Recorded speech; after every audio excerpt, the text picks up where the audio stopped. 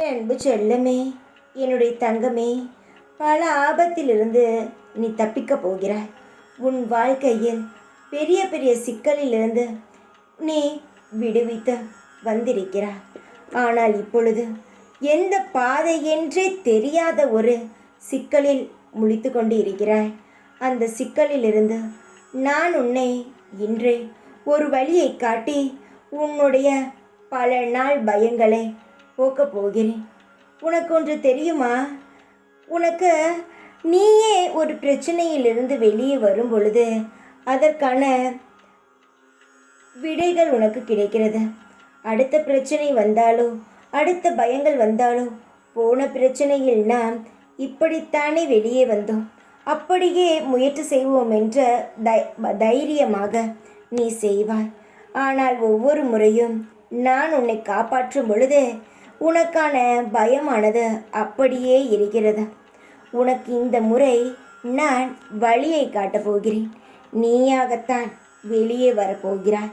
உன்னுடைய சொந்த முயற்சியினால் உன்னை நீயே தெளிவடைய வைக்கப் போகிறாய். எந்த வழியில் உனக்கு பயமோ பிரச்சனையோ வந்ததோ அதே வழியில்தான் அதற்கான விடையும் உனக்கு கிடைக்கும். உன்னுடைய வாழ்க்கையில் ஒரு செயல் நடக்கிறது என்றால் அதற்கான விடையும் அதற்கு பின்னே இருக்கும். அதை தான் நாம் கண்டு கொள்வது கிடையாது.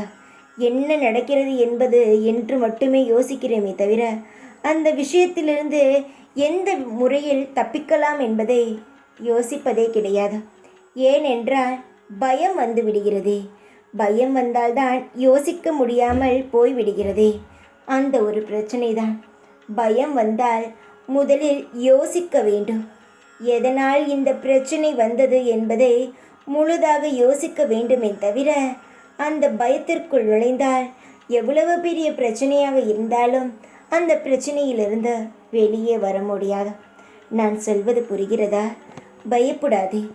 எவ்வளவு பெரிய பிரச்சனையில் நீ இருந்தாலும் நிச்சயமாக வெளிவந்து விடுவாய்.